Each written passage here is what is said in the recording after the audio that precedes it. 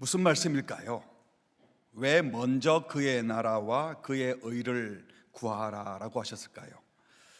이 말씀이 먼저 주의 일을 하면 주일 성수 철저히 하고 11조 생활 분명히 하고 교회에서 실시하는 모든 예배, 훈련, 기도 모임에 잘 참석하면 주의 나라 또 주님의 일에 헌신하면 하나님이 분명히 나의 필요한 것 보상해 주실 것이다. 그의 나라를 구하면 이 모든 것을 더하실 것이다 라는 말이 그런 뜻일까요? 맞는 말씀인 듯 하지만 사실은 많은 오해가 담긴 말씀입니다. 이 말씀은 분명 하나님 나라와 하나님의 의를 구하라 라는 것에 방점이 있는 것이지 그리하면 이 모든 것을 더해 주겠다, 이게 핵심이 아니죠. 근데 여러분들은 이 말씀을 읽거나 암송할 때에 하나님 나라에 대한 사모함이 뜨겁게 일어납니까? 야, 이거 다 준다 그랬어, 이거 얻으려면 하나님 나라 구해야 되겠구나, 이 모든 것을 더하리라 하는 것에 방점이 찍혀 있습니까? 하나님 나라를 먼저 구하면 이 모든 것을 더하시리라 라는 말씀은 하나님 나라 먼저 구하면 그 다음에는 내 나라 얻을 수 있다, 이런 뜻이 아니죠.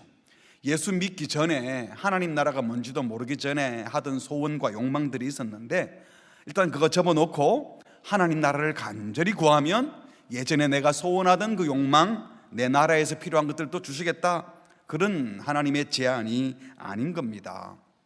그렇다면 왜 하나님 나라를 먼저 구하라 라고 하셨을까요?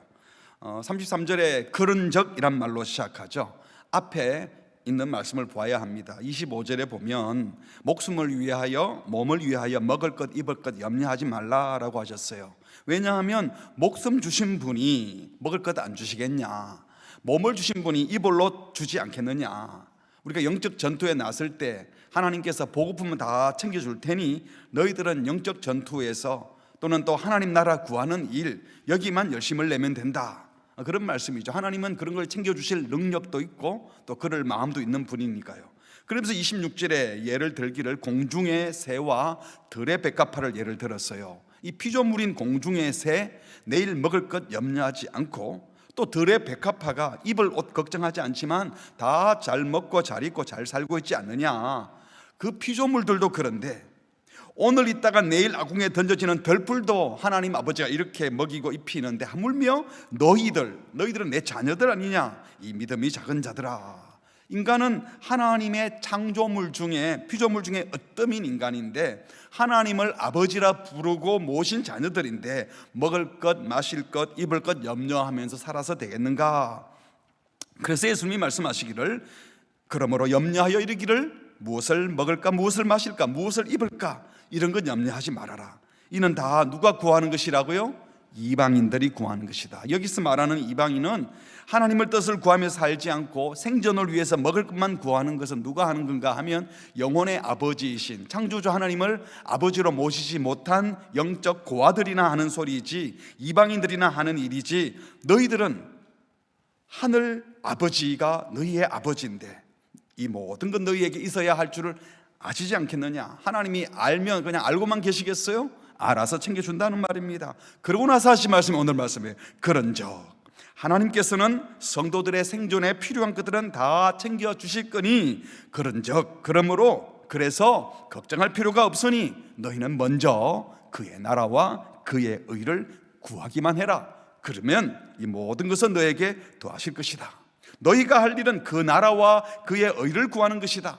먹을 것 마실 것 입을 것은 너희가 염려할 문제는 아니다. 그 대신 너희는 내가 누군지, 나의 성품이 무엇인지, 하나님의 생각이 무엇이고 하나님의 계획이 무엇인지 그 하나님 아버지를 아는 일에 힘쓰고 하나님의 생각과 하나님의 계획을 이루는 일에 힘을 쓰라. 그러면 이 모든 것, 다른 부수적인 것들, 인간의 생존에 필요한 것들, 하나님의 나라를 구하는 데 필요한 모든 필요한 것들은 내가 알아서 챙겨주겠다라고 말씀하신 것입니다. 믿으시기 바랍니다. 지금부터 믿으려고 할 때 챙겨준대, 이걸 믿는 거예요? 네. 챙겨주셔요. 믿어요. 그런데 우리의 마음은 어디가 있어야 돼요? 하나님 나라를 구하는데.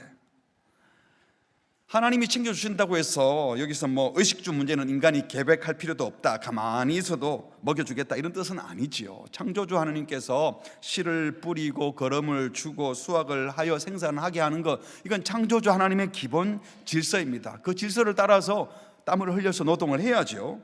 그래서 예수님께서 26절의 비유를 이렇게 들었어요. 저기 둥지에 누워서 먹이 갖다 주면 챙겨 먹는 새를 보라라고 하지 않고, 무슨 새입니까? 공중의 새. 공중의 새는 누워 있는 게 아니고 날아다니고 있죠.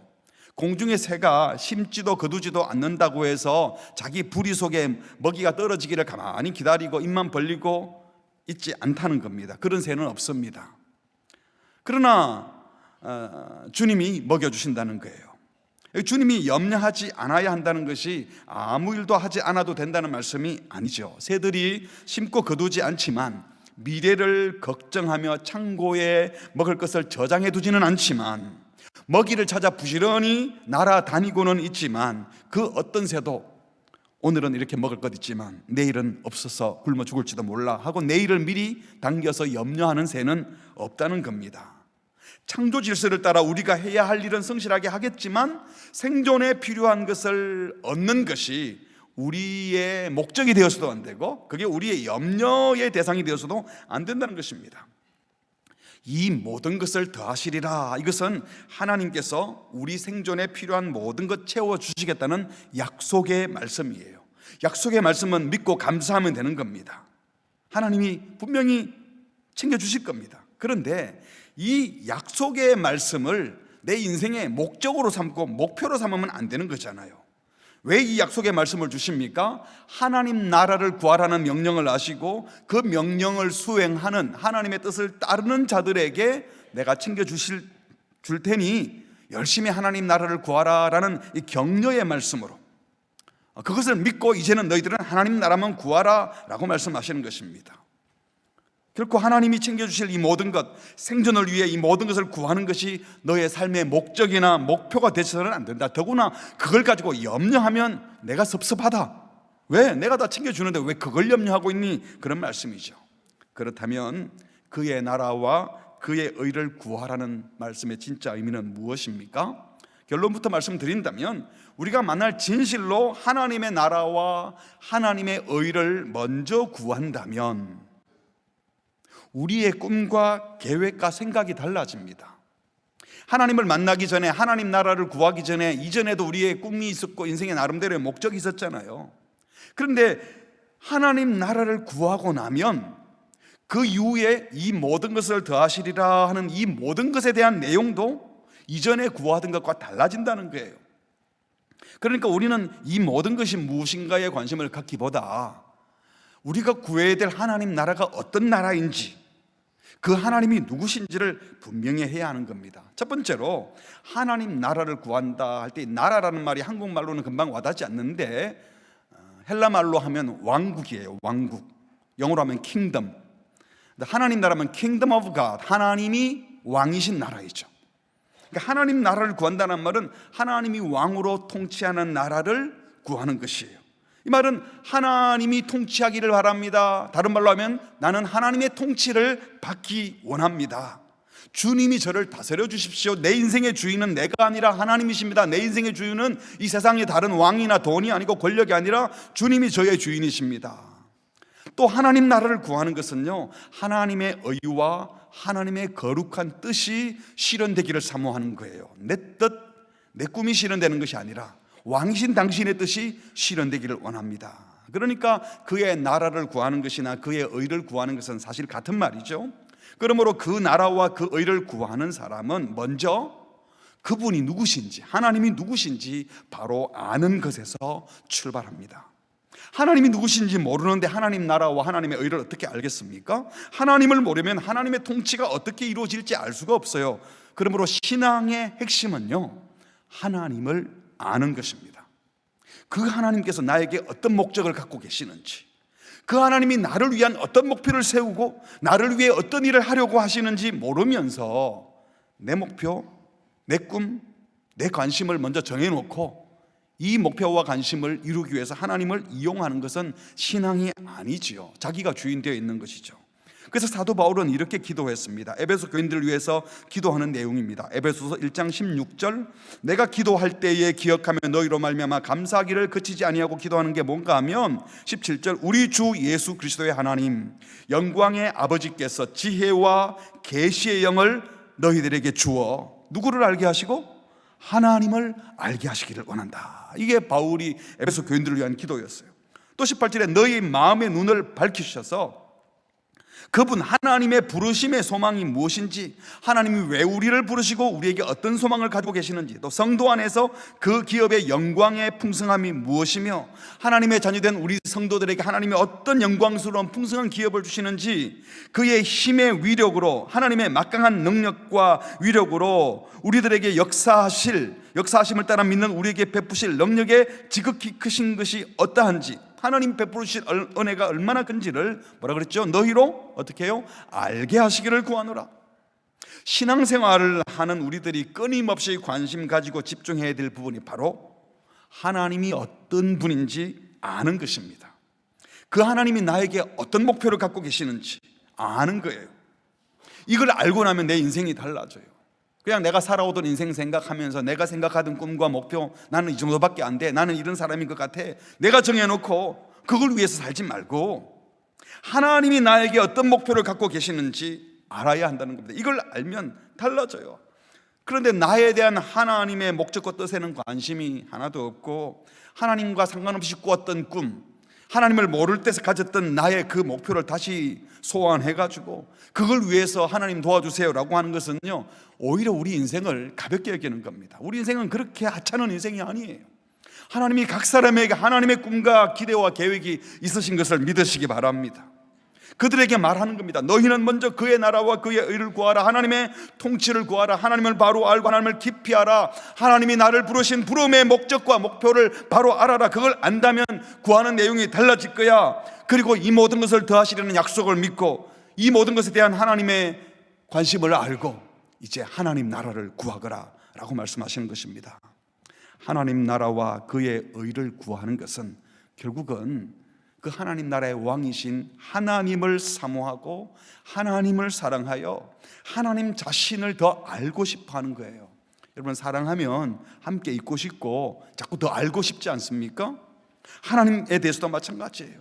관계를 맺고 싶어요. 친밀한 관계를. 사랑하면 친밀한 관계를 맺을 뿐만 아니라 그 하나님을 본받아 살고 싶습니다. 그러면서 하나님이 어떤 분인지, 하나님의 하나님 되심을 온 세상에 드러내는 것, 이것이 바로 하나님 나라를 구하는 것입니다. 세상 사람들한테 야, 그 사람은 법 없이도 살 사람이야, 정말 어떻게 이렇게 착한지, 너무 선량한 사람이야, 야 정말 고상해, 이 소리 듣는 것이 우리의 목표가 되면 안 돼요. 그건 하나님 나라를 구하는 것이 아니죠. 자기가 멋진 사람이 되고 싶은 거잖아요. 세상이 말하는 윤리 도덕을 지켜내고 사람들의 수준에 맞추어서 괜찮은 사람 되는 게 우리 목표가 아니라 하나님의 성품, 하나님의 인격, 하나님의 속성, 그건 세상이 말하는 도덕을 훨씬 넘어서는 거예요. 그래서 그 하나님을 알고 하나님을 경험하고 하나님과 동행함으로 하나님은 과연 이런 분이시군요, 하나님은 이런 분이십니다 라는 것을 세상 사람들에게 보여주어서 하나님의 하나님 되심을 드러내는 것, 이미 나타났지만 다시 우리가 예수님이 보여주셨던 그 하나님을 재현해내는 것, 이것이 바로 하나님 나라와 그 의를 구하는 것입니다. 그러므로 우리 하나님 나라를 구하는 자들은요, 윤리 도덕적으로 착한 삶을 사는 것에만 관심 갖는 것이 아니라 하나님의 성품을 알고 그 하나님과의 관계를 정상화하는 데 마음을 쏟아야 합니다. 그래서 돈이 아니라 하나님을 기뻐하고, 내 명예가 아니라 하나님의 명예를 생각하고, 하나님을 내 소원으로, 하나님을 나의 기쁨으로 삼는 것, 이것이 하나님 나라를 구하는 자들의 모습입니다.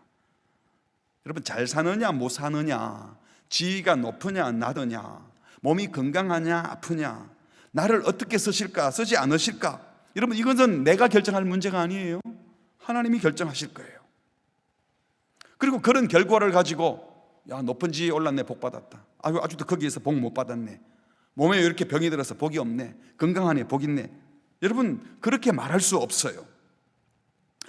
진짜 복된 것은 우리가 살아가는 이 상황에서 우리의 육체적인 상황이나 경제적인 상황이나 여러 관계에서 얼마나 훌륭하냐, 이걸 가지고 복을 가늠하는 것이 아닙니다.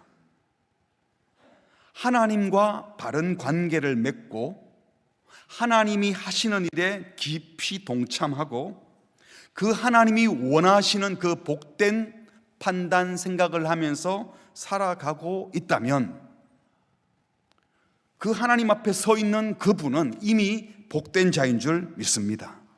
왜요? 진짜 복된 것은 하나님을 드러내는 것이거든요. 여러분, 가난하면 하나님을 증거할 수 없나요? 몸에 병이 걸리면 하나님을 증거할 수 없습니까? 그런 하나님이라면 우리가 하나님 잘못 믿는 거죠. 이 땅에서는 오히려 세상 사람들이 말하는 약점과 부족함 있는 것 때문에 저 상황에도 저렇게 살 수가 있구나, 하나님과 관계를 맺으면 이런 문제를 이렇게 극복하고 이 고통을 이런 식으로 승화시켜내구나, 그게 진짜 하나님을 증명하는 일이고, 그게 하나님 우리에게 원하시는 것이고, 하나님이 우리에게 의도하시는 것입니다.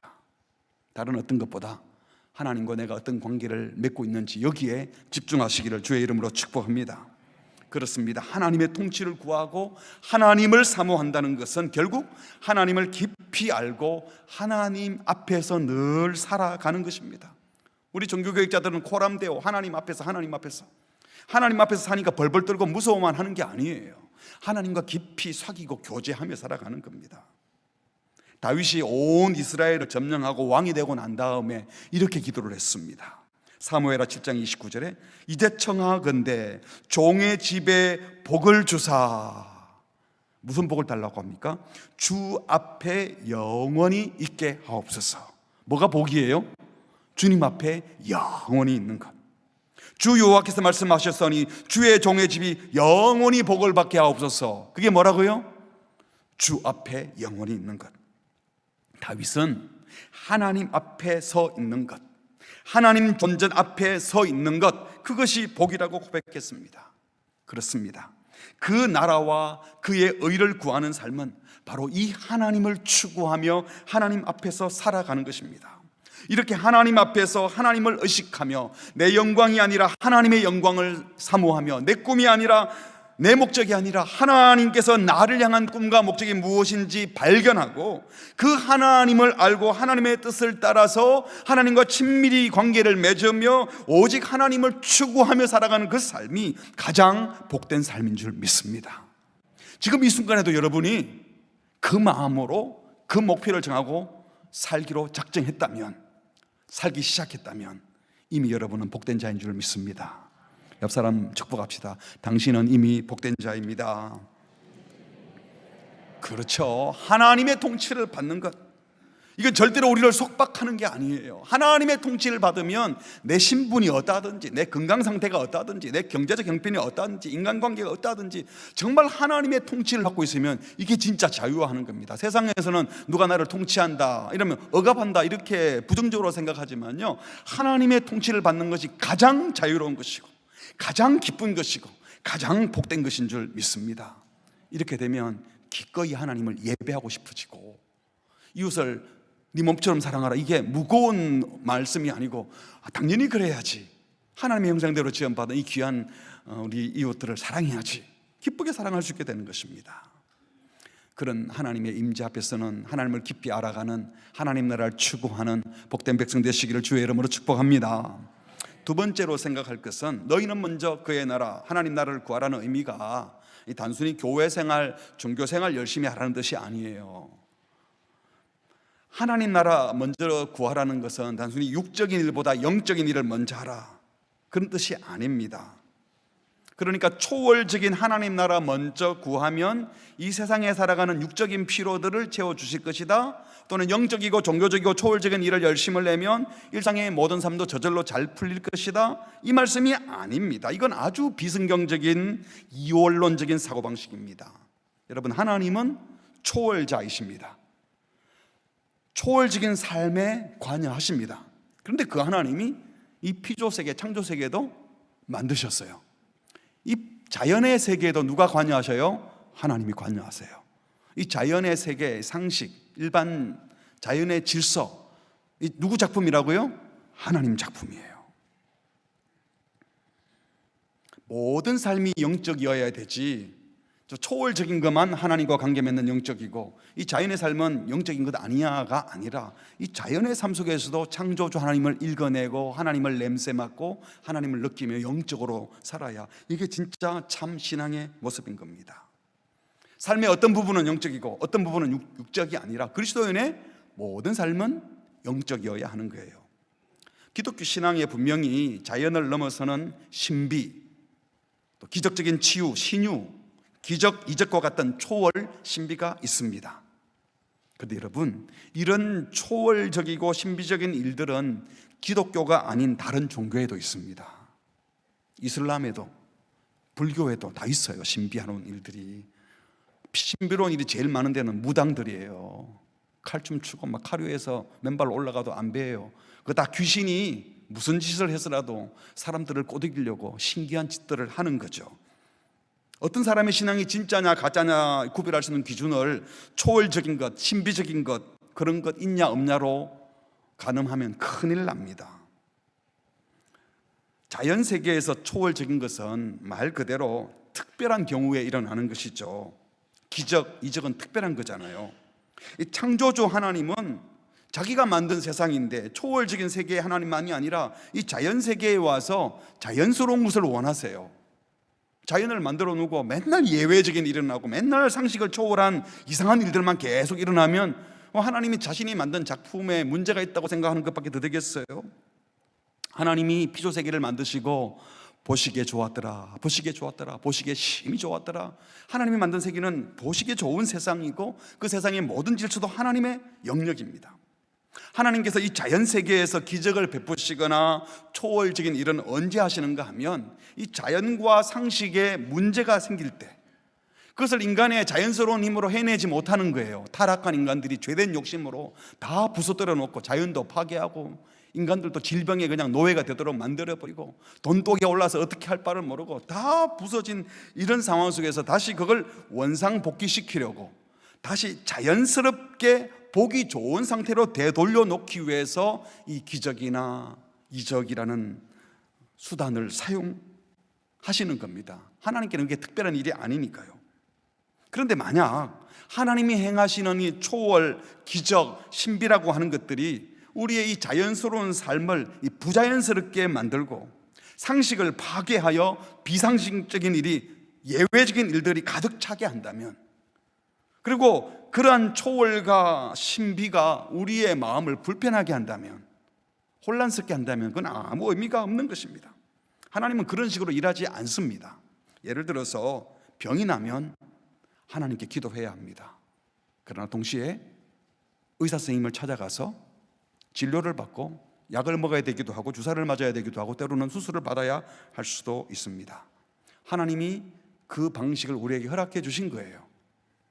상급학계에 진학하려면 공부를 해야 합니다. 기도만 열심히 한다고 답이 나오는 것도 아니고, 기도 열심히 했더니 채점관에 눈을 흐리게 해가지고 다 맞도록 그냥 정답 매겨주고 이런 일은 없습니다. 여러분, 무슨 일이든 기도만 하면 된다라고 하는 것은 무당이 맨날 하는 소리 아닙니까? 할 일은 안 하고 이 자연을 무시하는 거죠. 우리 하나님은 그런 분이 아닙니다. 하나님 나라를 구하는 것은 하나님이 어떤 분이신지를 우리 일상의 삶에서 재현해내고 드러내고 증명하라는 말씀이기도 합니다. 예수님이 이렇게 말씀하셨죠. 마태복음 5장 14절에 너희는 세상의 빛이라.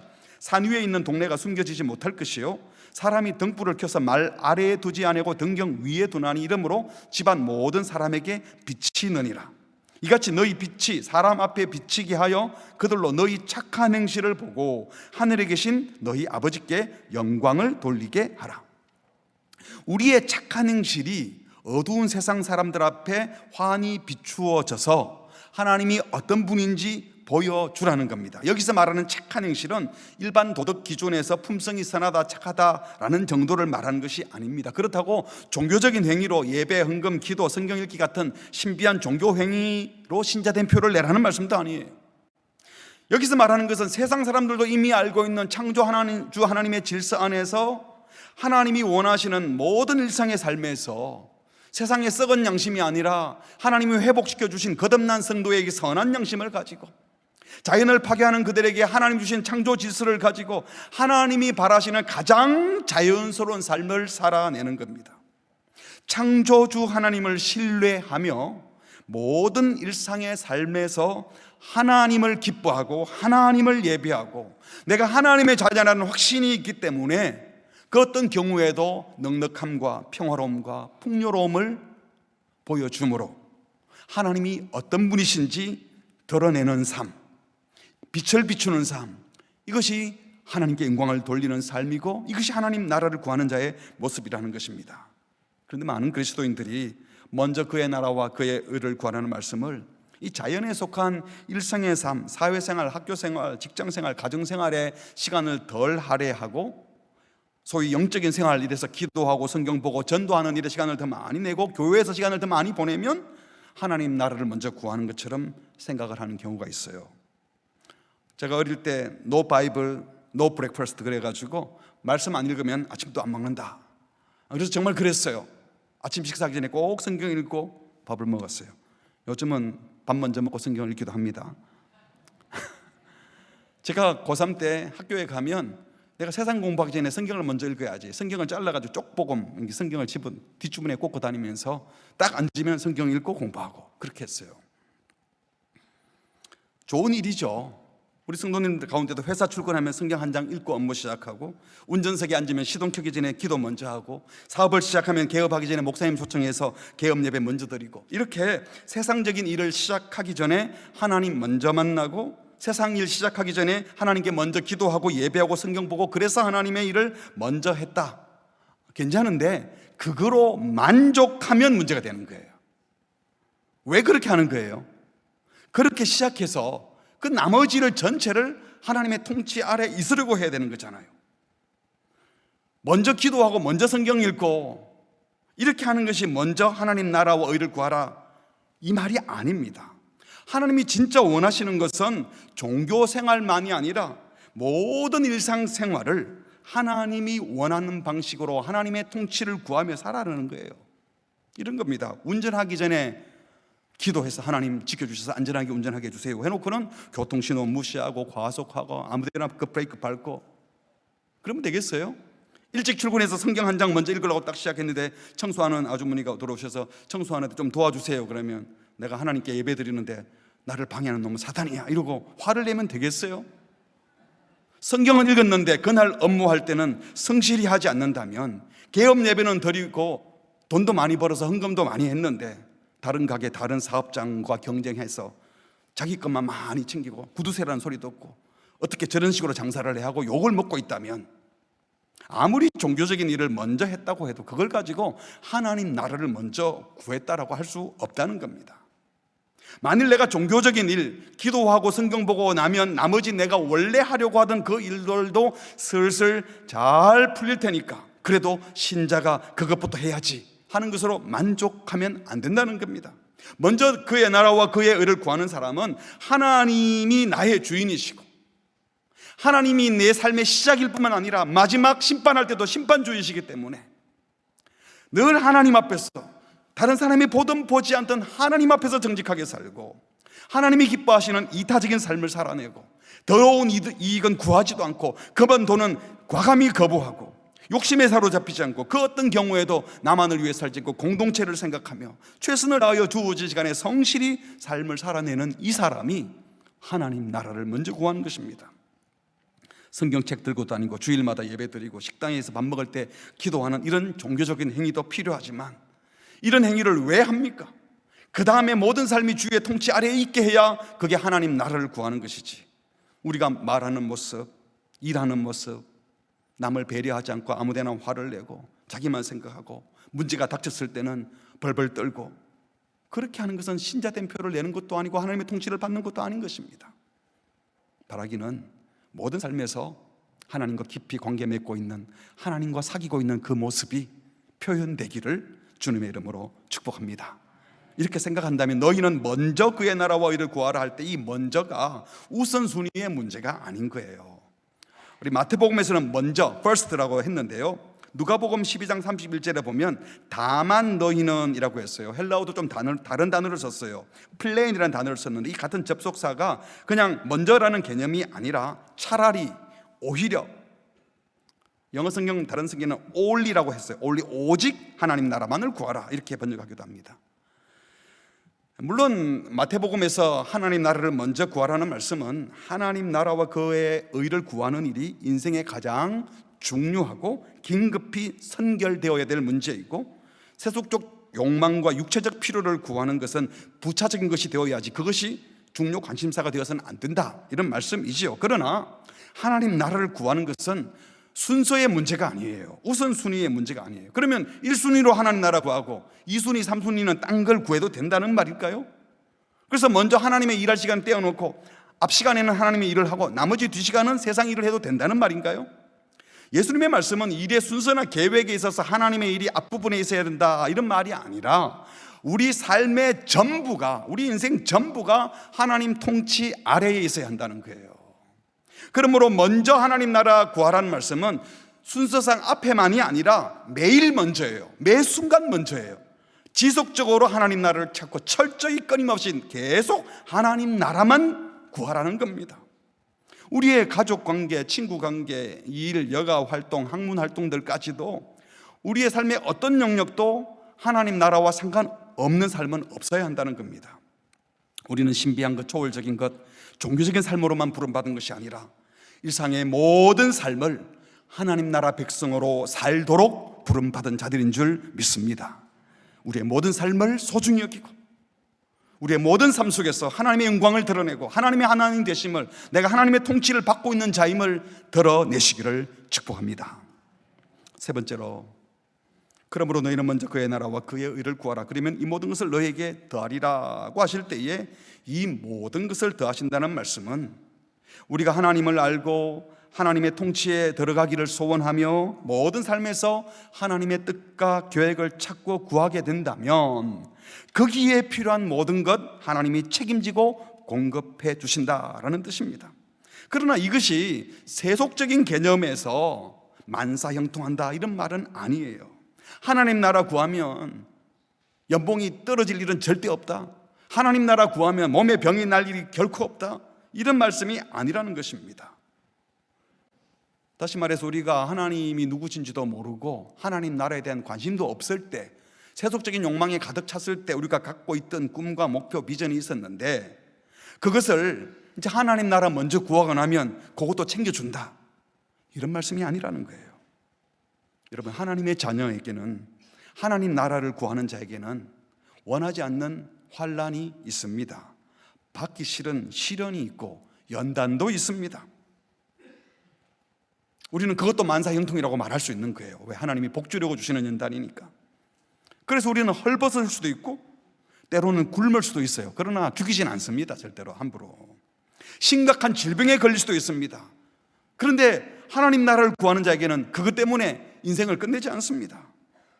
그래서 걱정하고 염려할 상황에 처하기도 하지만 오직 하나님 나라를 구하는 자들은 그런 환난과 고통 중에도 낙심하지 않고 여전히 하나님이 나를 통치하시고 여전히 하나님이 내 아버지시기 때문에 이 상황에도 주의 뜻과 계획이 있다는 믿음 때문에 행복해 할 수 있다는 거예요. 갑작스러운 시련이 오는데, 갑작스러운 문제가 터지는데, 아, 요것 봐라, 시험이 왔네, 내가 이 정도 시험에 넘어갈 줄 알아? 사탄을 향하여 큰 소리를 딱 치는 거예요. 하나님 보고, 하나님 어떻게 저를 아시고 저를 연단하시려고 또 이런 일을 주셨네요. 저를 이것 때문에 정금처럼 빛나게 하실 거죠? 기대합니다. 주님, 한번 같이 통과해 볼게요 라고 말할 수 있다는 거예요. 제가 이 원고를 쓰면서 네가 아무 문제 없으니까 이런 글을 썼지, 이런 생각이 슬쩍 들었지만 제 인생을 돌아봐도 그렇고 또 우리 믿음의 식구들을 주변에 이렇게 보면요, 이런 분들 많아요.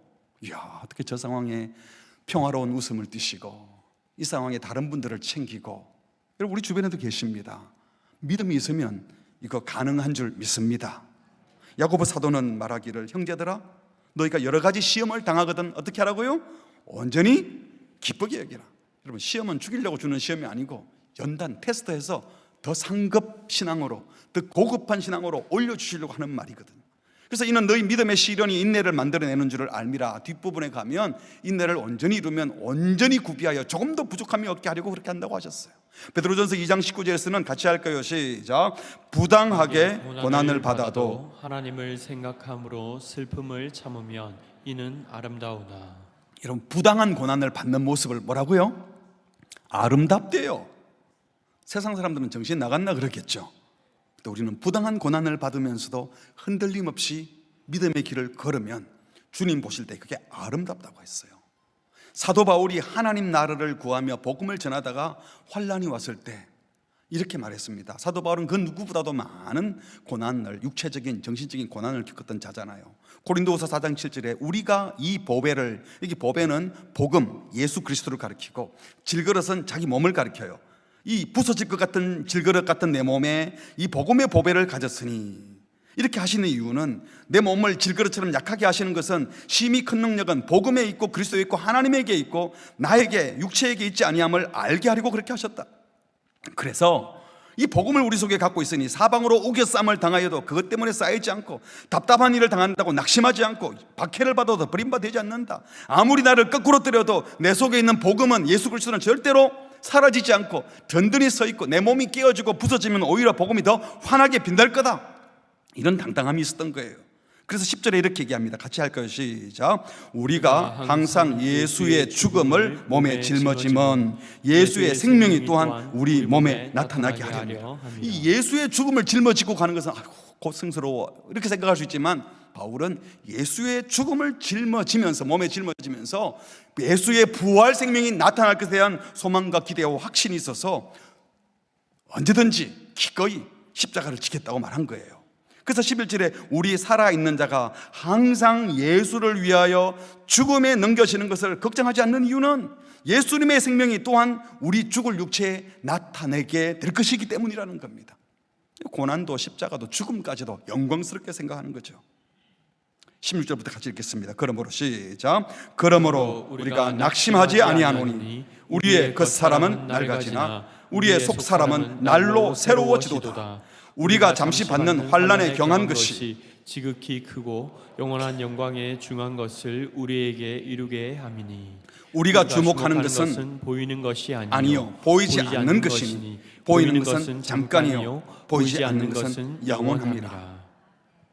보이는 고난이 힘들지만 받을 중한 큰 영광에 생각하면 이건 아주 가벼운 고난이라는 겁니다. 고통 자체는 힘들지만 영원한 큰 영광을 바라보면서 기꺼이 이 경한 고난을 감당할 수 있다고 선포하는 겁니다. 고난은 힘들어요. 안 힘들면 고난이 아니죠. 고통은 아파요. 안 아프면 고통이 아니죠.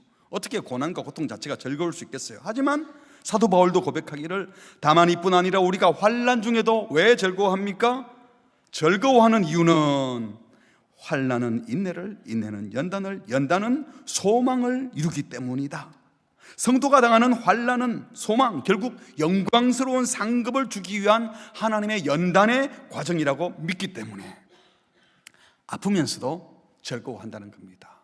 우리는 종종 심한 통증과 고통을 느끼면서도 마음 깊은 곳속에는 기대감과 소망이 있을 때가 있고, 눈에는 눈물이 막 쏟아지는데도 마음 깊은 곳속에는 소망과 감사와 기쁨이 있는 경우가 있어요. 경험하시지 않았습니까? 신앙생활 하다 보면 우리는 그런 일이 얼마나 많은지 몰라요. 세상 사람들이 보면 분명히 힘들어야 되는데 마음 깊은 곳에 평화가 막 물 밀듯이 밀려나고 기쁨이 넘쳐나는 일을 경험하는 겁니다. 제가 짧은 인생을 살았지만 제가 만나고 배웠던 사람들 가운데 참 존경스럽고 훌륭한 분들, 또 본받고 싶은 분들, 귀한 분들 가운데 환난, 좌절, 고통 겪지 않았던 분이 없어요. 몸이 아프든지 돈 때문에 고생을 하든지 뭐라도 누가 볼 때 참 힘들겠다, 아프겠다, 고통스럽겠다, 그런 것을 통과하신 분들이 복된 인생으로 서 있더라고요. 한 번도 환난 당해보지 않고 한 번도 좌절을 겪지 않았는데 훌륭한 하나님의 사람으로 세워지는 예가 없어요. 만일 하나님 나라에 집중하지 않고 하나님께서 우리 삶의 진정한 통치자라고 믿지 못하게 되면요, 환난 받는 동안, 고난이나 징계를 받는 동안에 마음을 세상에 빼앗겨 버립니다.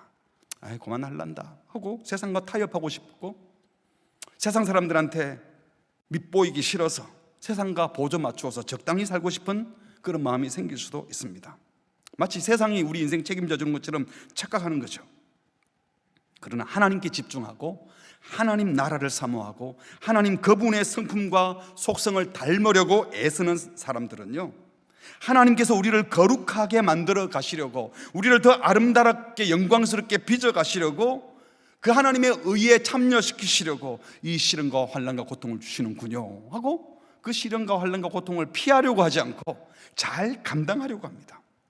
그래서 고통이 있고 좌절이 있는 것이 저주가 아니라 그것을 복으로 받아들일 수 있는 거예요. 여러분, 그게 복일 수도 있는데 차버리려고 하지 마시고 잘 감당하시기 바랍니다. 세상 나라를 구하는 자들, 그들은 근심, 좌절, 시련이 닥쳐오면 어떡합니까? 내가 얼마나 열심히 살았는데 세상도 무심하지, 내가 얼마나 잘해보려고 했는데 나를 그런 식으로 대하더니 다 나를 버린 것 같아, 나도 더 이상 못 참겠어. 그럼 어디로 가겠어요? 더 악랄해지고 더 교활해지고 더 무정해지고 인생 포기하고 그러지 않겠어요? 그러나 우리 성도들은 그런 것들 때문에 낭망하거나 포기하는 것이 아니라 하나님이 주신 거룩함, 영광스러움을 빼앗기지 않고 싶어, 나는 이 문제 때문에 주님이 하실 일을 기대해 라고 받아들이면 우리는 고백하는 겁니다. 사도 바울처럼 같이 할까요? 로마서 8장 28절 시작. 우리가 알거니와 하나님을 사랑하는 자 곧 그의 뜻대로 부르심을 입은 자들에게는 모든 것이 합력하여 선을 이루느니라. 결국은 하나님이 선을 이룰 것이다. 이것이 우리의 고백이 되기를 주의 이름으로 축복합니다. 말씀을 맺겠습니다. 첫 번째로, 이 모든 것을 더하시리라. 이것은 약속의 말씀으로 믿고 받으세요. 감사합니다. 그러나 이것이 목표가 되면 안 돼요.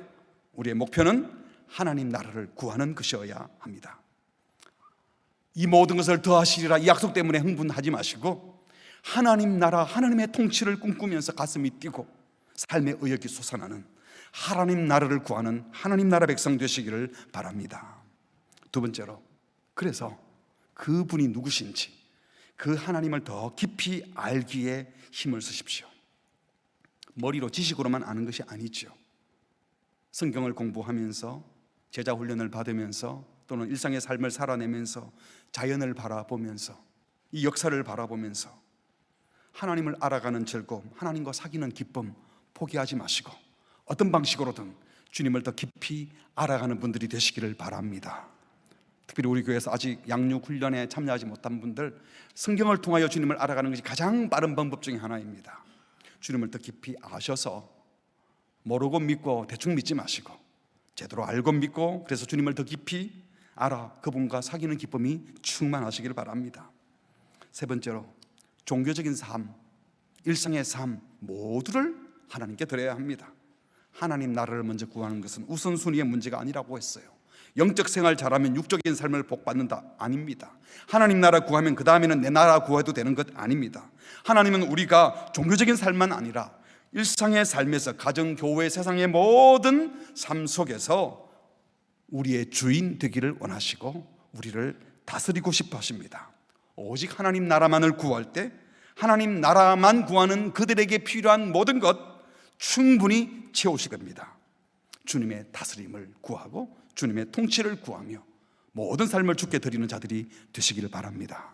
마지막 네 번째로, 이 모든 것을 더하리라 하신 것은 세속적인 육신의 안락과 평안을 약속하신 것이 아니지요. 하나님 나라만 구하는 자에게도 여전히 고난이 있고 아픔이 있지만 그 고난이 우리를 더 거룩하게 하고 더 온전하게 하실 것입니다. 이런 과정을 통하여 우리가 하나님을 더 깊이 알게 되고 또 더 거룩하게 되면 우리가 누리는 기쁨과 감사도 더 커질 것입니다. 성도가 당하는 고난은 고난마저도 하나님의 은혜의 손길입니다. 이번 한 주간도, 아니 이번 2024년 한 해 동안 오직 하나님 나라만 구하며 살아갑시다.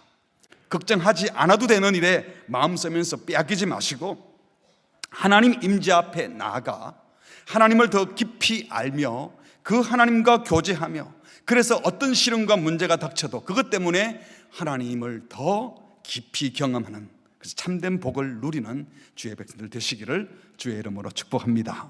아멘. 우리 함께 찬양하겠습니다. 전능하신 우리 하나님, 삶에 가득한 주님의 통치, 주님이 모든 삶에 통치하고 삶의 구석구석마다 그 전능하신 하나님 다스리기를 원하십니다. 우리 뒷부분 가사에 보면 주의 손이 붙드시네 흔들리는 우리의 삶을 언제 흔들립니까? 주님 나라 구하다가 나도 모르게 세상 나라 구하고 눈치 빠르게 그냥 세상으로 쫓아가려고 하던 이 잘못된 이 흔들리는 마음을 주님이 붙들어 주십시오. 언제 마음이 상했습니까? 세상 나라 구하다가 세상 경쟁에서 세상 사람에게 상처받고 상했어요, 나 좀 치유해 주세요가 아니라 하나님 나라 구하다가 나도 모르게 내 마음이 흔들려서 세상의 마음 빼앗겼던, 그래서 상처받았던 이 마음을 치유해 주셔서 다시 하나님 나라를 구하는, 하나님의 통치를 구하는 삶을 살게 해주십시오. 이런 마음을 담아서 우리 함께 찬양하겠습니다. 전능하신 우리 하나님, 전능하신 우리 하나님, 삶에 가득한 주님의 통치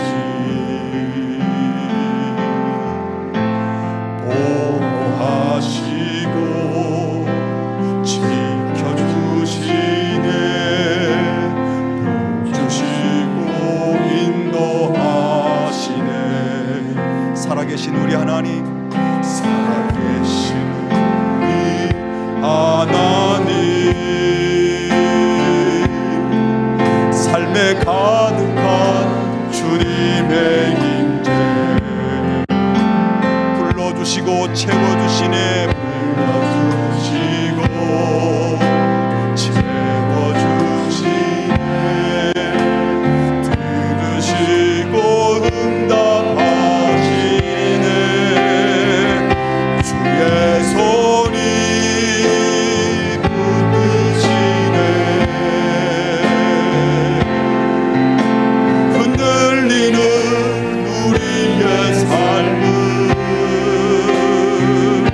주의 손이 고치시네, 상한 우리의 마음을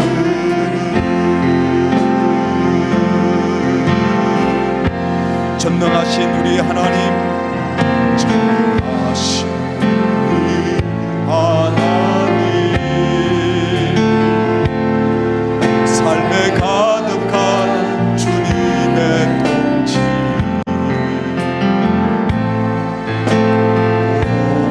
보호하시고 지켜주시네, 주시고 인도하시네. 살아계신 우리 하나님,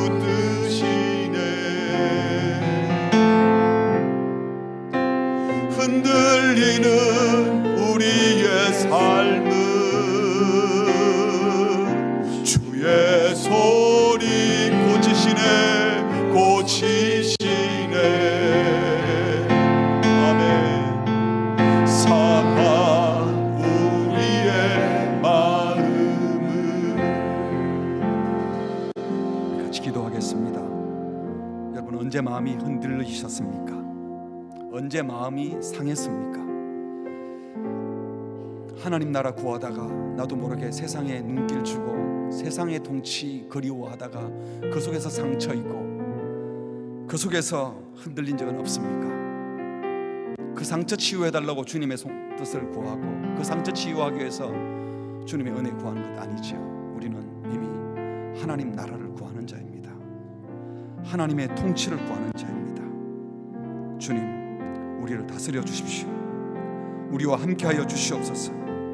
주의 손이 우리를 지키시고 보호한다고 했는데 주의 통치 구하며 주의 삶을 드리며 우선순위의 문제가 아니라 주님을 알아가고 깊이 교제하며 주님과 사귐 있는 삶을 살게 해달라고, 오직 주님께만 집중하는 삶을 살게 하여 주시옵소서. 우리 다 함께 합심으로 기도하시겠습니다.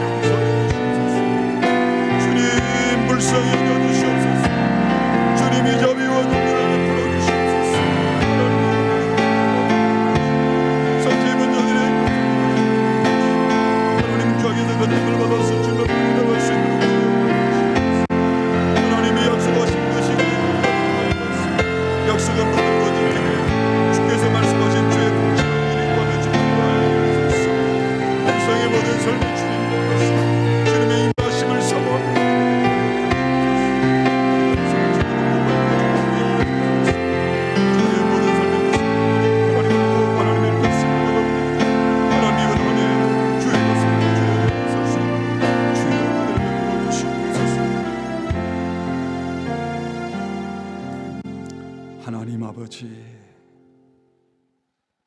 말씀을 통하여 공동체를 통하여 삶의 구석구석에서 지금도 우리에게 말씀해 주시는 주님을 찬양합니다. 이전에 조금 알았던 그 하나님이 전부인 줄 알고 멈추어 있는 자 없게 하시고 우리를 통치하시는 그 하나님을 더 깊이 알고 깊이 교제하고 사귀며 주님과 그 깊은 관계에 들어가 주님이 우리에게 허락하시는 그 놀라운 복된 거룩한 온전한 삶을 살아드리게 하여 주시옵소서. 우리의 삶을 통하여 하나님은 과연 이런 분입니다 하고 하나님의 아름다운 모습을 세상에 보여주는 자 되게 하여 주시옵소서. 일상의 모든 삶에서 세상 사람들이 보고 있는 그 삶의 현장에서 우리의 눈빛과 우리의 언어 습관과 우리의 삶의 태도와 우리가 생각하고 판단하는 모든 것들이 세상과는 전혀 차원이 다른 하나님 나라를 간절히 소망하는, 하나님의 도우심을 믿고 기대하는 그 소망과 은혜가 배어 나오게 하여 주시옵소서. 2024년 한 해 동안 주님을 더 깊이 알고 주님과 깊이 교제하며 주의 온전한 통치를 받으며 하나님 나라를 온전히 구하는, 하나님 나라만 구하는 복된 성도들 되게 하여 주옵소서. 예수님의 이름으로 기도합니다. 아멘.